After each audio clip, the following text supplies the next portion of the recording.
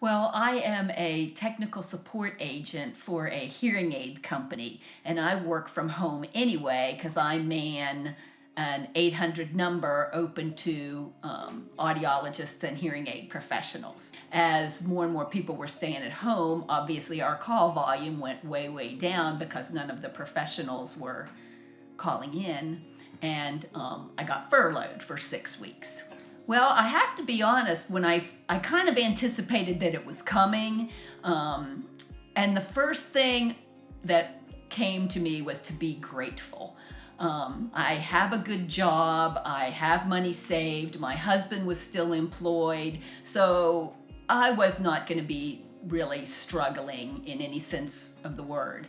But it also gave me something that I have rarely had in my life, which is free time. And so it really was an opportunity to accept those little blessings that cross my path on a day-to-day basis. All those things that I always have to say, oh, I'd really like to be able to help, but I just don't have time, or I have to work on that day. So all these things that I think are popping up in everybody's life right now, making meals for friends, or making peanut butter and jelly sandwiches for Manna Meals, or making masks for people in different places, I got to say yes to, which was really a lot of fun. It really gave me an opportunity to serve in a way that I'm usually somewhat limited in.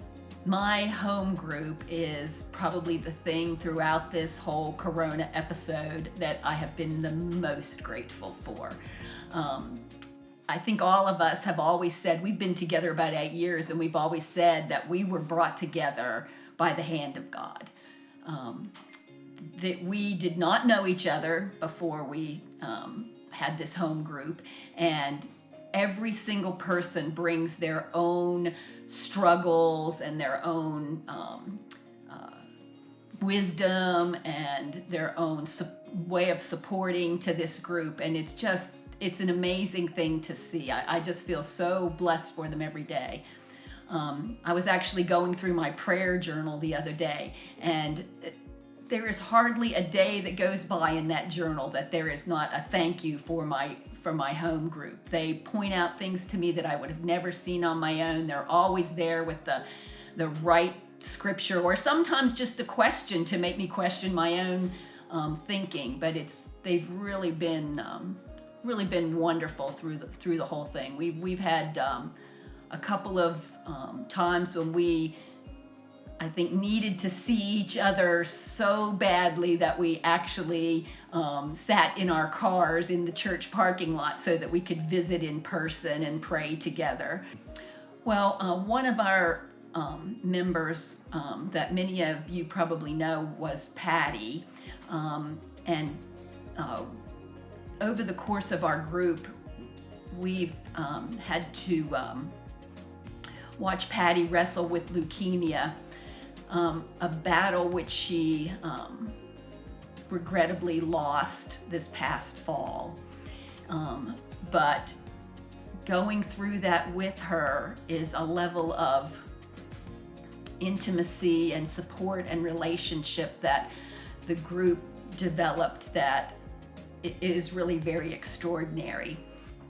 We wanted to do something in memorial for Patty, and Patty used to stand at the top of the hill as you came to River Ridge and directed traffic, and she always had a big cup of coffee and a big smile on her face and was just the perfect greeter when you arrived. And so we were thinking we wanted to do some little something in memorial to Patty and her position at the hilltop.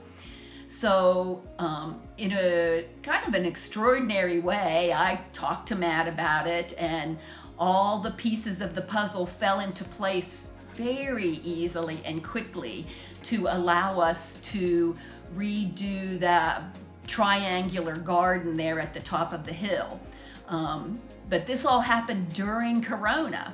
So we were actually able to do it without any two people ever being there at the same time. We did it in shifts. One person would go up and rip out bushes, another person would come up and take the bushes away, somebody else would come up and do planting, someone else would come and do watering, and the whole thing just fell into place in a lovely way, And it was then, when it was all redone, it just so happened it was Patty's birthday, and we were able to come up here and, sitting in our cars and following our social distancing, able to celebrate that undertaking in the sunshine and with music and with prayer. And it was really very much a bright spot in an otherwise kind of gloomy situation.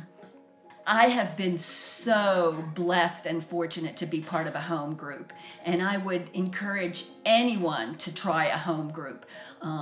Interestingly enough, most of the people in my home group were in a different group.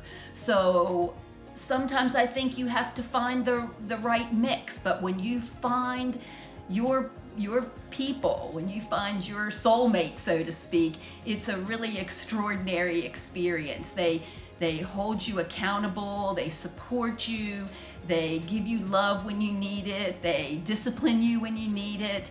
And in the case of our group, it's always very centered around scripture and the teachings of God, which you just always need pulled back to, and it's great to have somebody who pull you back in when you start to veer off track. If you ever have the chance or the opportunity, or if you're thinking about joining a home group, you have really nothing to lose and everything to gain.